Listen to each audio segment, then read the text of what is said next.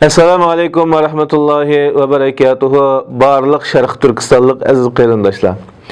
Bugün biz vatanımız Şərq Türkistanның şimalida joylashgan G'ulji diyorida 1997 yili yuz bergan G'ulji qatl-ami, ya'ni G'ulji jihadi deb atsaqmi bo'ladi. Mana shu voqeani bugun eslash sifatida bir so'z qilmoqchi qarindoshlar. Endi bu vaqa hammamizga ma'lum, ya'ni butun Sharq Turkistonni bir zilzilaga keltirgan, Sharq Turkiston xalqini uyg'otgan bo'libmi, shu G'ulji diyoridagi yoshlarga va butun xalqqa bir signal bo'lgan bir vaqalarning qatoridan. Endi bu vaqani o'tirg'i chiqargan, bu jihatga qatnashgan, bu jihatda oldingi safda turgan qarindoshlarimiz nihoyat iymonliq, jangovar, jasur yoshlardan bo'lib, bu yoshlarningki bu holatga qanday kelgan, nima uchun bu voqea yuz bergan, nima uchun bu kunlarda mush ishlar elib berilgan deganga biz azroq qisqacha kirishni to'g'ri ko'rib qoldik bu voqeaga munosabat bo'lganligi uchun. Endi 1990-yildan tortib G'uljida yoshlarda bir xil axloqiy buzilish, axloqiy chirish alomati nihoyat ig'ir ko'ringan. Buning sababidan birisi yoshlar, ya'ni ichki o'lkalarga tijorat bilan kirib, azroq iqtisod jihatdan qutuq qozongandan keyin Xitoy kommunistlarining ostiridan planlashi bilan bular zaharli chekimlikka qattiq ko'ngan edi. Zaharli chekimlikka ko'nib ketgandan keyin zaharli chekimlikdan bo'lgan xumoni qandirish uchun ba'zi o'g'irlik va yoki yanjuqchilik va yoki ba'zi bulongchilik, hatto qizlarda ba'zi bir ig'ir axloqiy chirish yuz bergan edi.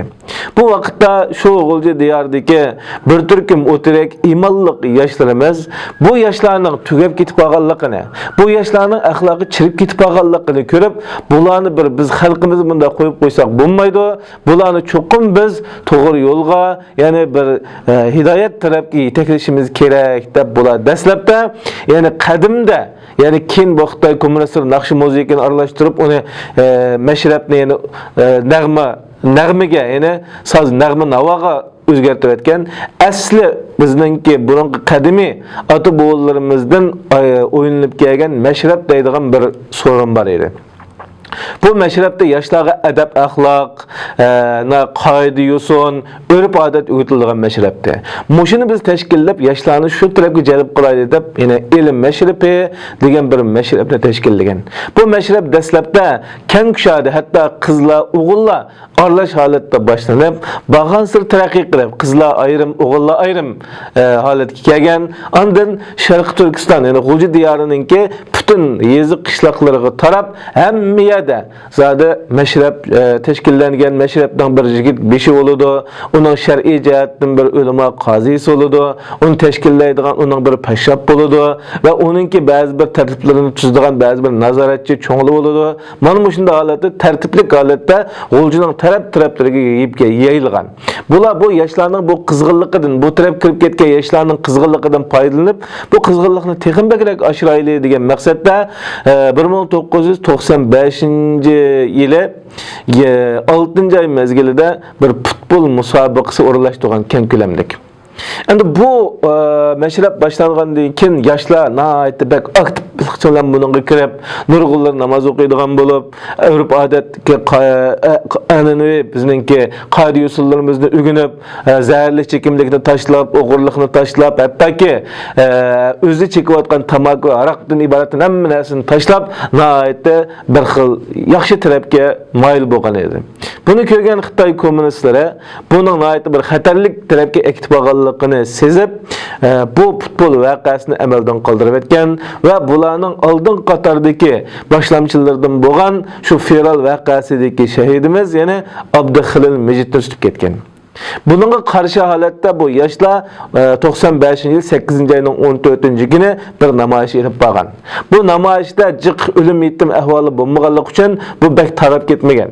Bu birinchi qatimliq namoyish 95-yili 8-oyning 14-kuni tashkillangan. Bu namoyishda namoyishning oldingi saptiki bir turkum avangardlar shu maydondan tarqalgandan keyin tutilib ketilgan. Ve yana ba'zileri azroq yetib turmadan chiqqan, ba'zileri shu vaqtlarda qo'yib etilgan, ba'zileri sal uzunroq kesilgan. Shu avangardlar qaytadan turmadan chiqqandan keyin buning suratini sal tizilib, 95 yılının ayğı 96 moşu devirlerde qattiq daveti bir tuski keltirip bu meşrepni bütünley dini vezasiyetler, ta'lim terbiyeler, örf adet ve onun başka teşkilleniş halatiga keltirgan edi. Keltirgandan keyin bütün G'uljininki her bir yezi qishloqlarida tashkillik holatda suhbat, diniy sorun, tabliğlar ve ayollarning qattiq aktiv holatda o'zligidan o'rnishi, yoshlarning bir xil islomiy holatga kelishdan iboratdan mushundaq bir holat o'tirg'i chiqqan edi. Bu holat o'tirg'i chiqqandan keyin 97-yilninki 5'i, ya'ni 96-yilning oyida Xitoy kommunistleri bu aktif yaşlardan aldığın qatardakilerini ayol demey, er demey, taraf-taraflab bular tutuşqa başlaydı. Türmelerge akirib, qijnash, nurg'ulg'an qiyin qistaqlarga ilishdan iboratdan mana shu ahvollar yuz beradi. Bu ahvolga bu yoshlar chidamaydi. Chunki bularning qilayotgan ishi faqat xalqini yomon yo'ldan to'sib qilish, ularni tashkillik holatda adab axloqlik, iymonlik, bir taqvodor bir musulmon qilish tarafga qilayotgan xizmatlarga bunda to'sqinliklarning bo'g'anligini ko'rib, oldin qatorda masalan Abduxilil, ya'ni Abdumejid va mushunga o'xshash bir turkum yoshlar tashkilini biz butun jamoatchilikka, butun dunyoga bu Xitoyning razilligini va bizning haqliq ekanligimizni ko'rsatib qo'yishimiz kerak deb shu 97-yil 2-oy Ramazon oyiga to'g'ri kelgan edi. Shu Ramazon oyining, ya'ni Qadr kechasi kunisi 22-oyning 4-kuni Qadr kechasi bular bir o'rinda tunab, şu o'rindan bütün G'uljiniki yezi qishloqlarga atib biz keng ko'lamlik bir namoyish olib boramiz, shunga qatnashinglar deb xabarni yeyib etgandan keyin bular kecha Allah subhanahu va taologa duo qilib Qadr kechasini o'tkazadi. Atisi bomdat namozdan burun shu G'uljiniki Taqtay mahallasi degan bir o'rin bor. Shu yerda bir masjid bor.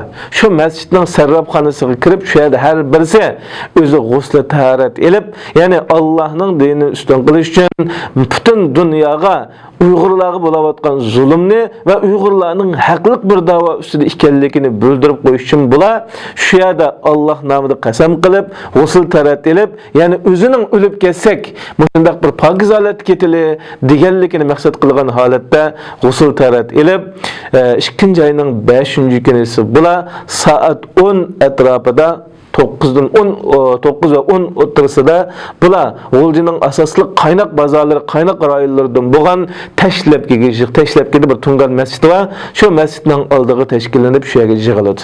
Bular shu yerda la ilaha illalloh Muhammad Rasululloh degan bayroqni, ya'ni lozungini ko'tarib, atrofiga bir turkum yoshlar uyushib bu yerdan boshlaydi.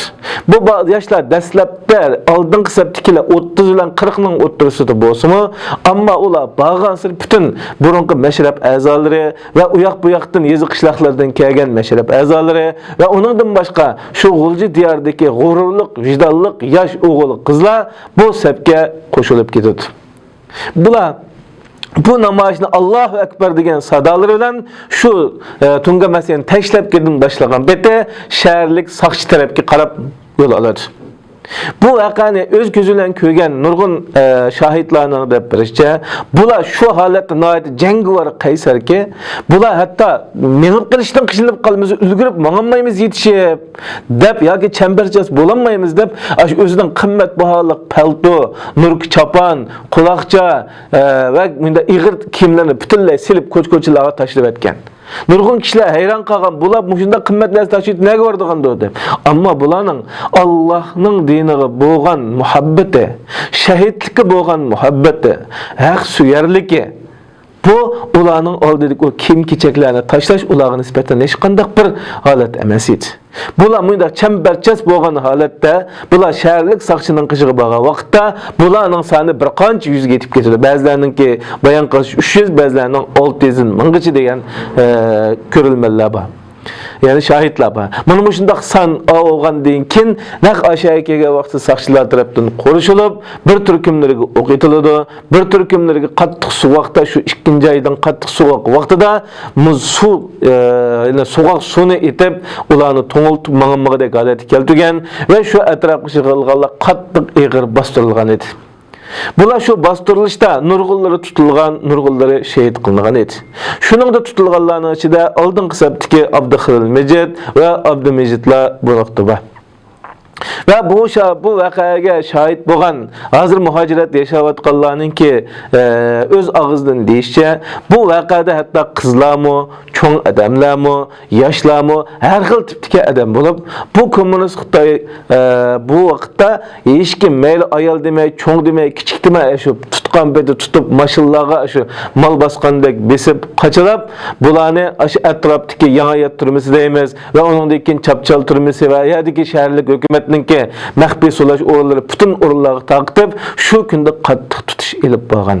Ve bunundan kimi hali uzungacha bu tutishni elib davomlashtirgan nurg'un mujahid qarindoshlarimiz ba'zilari iskanchi ostida bular shahid bo'lgan. Bir qancha kundan keyin 7 kishiga o'lim jazosi ijro qildik deb ularni etib o'ldirgan. Bu kuni qattiq bir hokimiyatga qarshi qattiq bir qarshilik ifodalar bo'lib, mushu kunning o'zida jiq qarindoshlar o'q etilib naq maydonda shahid bo'lgan qarindoshlar bor. Demak qarindoshlar bu vaqani aytib bir zo'r vaqa bo'lganligi uchun buning tafsili har bir yerlariga bu so'z bilan kirpilanmaymiz. Ammo har bir shaxsningki bu yerga qatnashgan 30 ga yaqin shaxsning har birisining mushiyadagi so'zlab bergan va ularning uchirgan bir ahvolini so'zlasak, bu nihoyat bir tema-temalarga kirib ketib qoladi, shaxschilarga kirib ketib qoladi. Endi qarindoshlar bu yerda bizningki buni so'zlashdagi maqsadimiz nima desa, endi bular gerçi her qanday bir faoliyatning siyosiy jihat nuqtai nazaridan elib etgan vaqtimizda ijobiyati va salbiyati bo'ladi hamda bu taraflari bor. Ammo bizning o'rganish tegishli narsamiz nima desa, ulardagi jangovar ruh, Allohning diniga bo'lgan sadoqat ve şundaqla şehitlikka bo'lgan muhabbat, yani özünün ölüp ketadiganligini bilib turib, g'usl taratib turib, ba'zilar hatto kepanni, oq kiyimni ichiga kiyib turib, bu maydonga otlanganligi. Ve bularning mushundaq ideyaga kelishdagi sababi, yani bular dediki, biz mushu holatda turaversak, bular bizni birdan ikkidan tutib yo'q deb, bundan keyin bizning mavjudligimiz yo'q dedi. Shuning uchun biz butun dunyo xalqiga, butun dunyo jamiyatiga, jumladan Sharq Turkiston xalqiga o'zimizning haqliq da'vo ekanligimizni, bularning zolim ekanligini bildirib qo'ymaymiz degan maqsadda bular o'tirg'a chiqqan edi. Xo'sh, endi biz ana shu qarindoshlarimizning izbosari bo'lib, ana shunga o'xshash jangovar holatda da'vorimizda mang'alasak ve şu davarimizning haqliq ekanligini har vaqt namoyon qilalasak ve namoyon qilishga tirishsak ve ana shu davarimiz uchun ana shu qahramonlar, shu mujohidlar jon beralgandek jon beralasak, shu mujohidlar o'zining butun hayotini beralgandek bizmi beralasak, mayli mayli ayol demasdan ana shu vaqtning o'zida nurg'un ayollarimiz ishqtalib etilgan, taltib etilgan, o'q etilgan, turmalarda xorlangan edi. Mayli bizmi bundan keyin hemşirelerimiz mi, ayollarımız mı, ana aşlardan ülge gelip, aşlarının ızdı mağalasak. Ta aşlarının kısasını zalim komünist Xitoydan ağanğa kadar biz aşı irade, aşı cesaretini özümüzge tadbiqlab elip mağalasak, biz aşılarga kıyamet gün uçurga vaxtida cevap bereleymiz ve ularning aldıda yüzümüz ve Allah'ın aldıda yüzümüz yoruk buldu qarindoshlar. Şu bir yerde bunu şu vakayını esleşmez bunu bilen şu sözler kılındı. Allah Subhanahu ve Teala şu mücahitlerimizni özünün firdevsil a'la cennetlerde kılsın. Hatalıklarını Allah Subhanahu ve Teala afu kılsın. Bundan kinki bizlerini ana aşlarının yolunda minip şulardan nurgun ügünediğin neslerini ügünüp muşu davarımızın haqliq ekanligini bütün dünyaya tunçuk Allah Subhanahu ve Teala bizden müyesser kılsın. Allah emanet.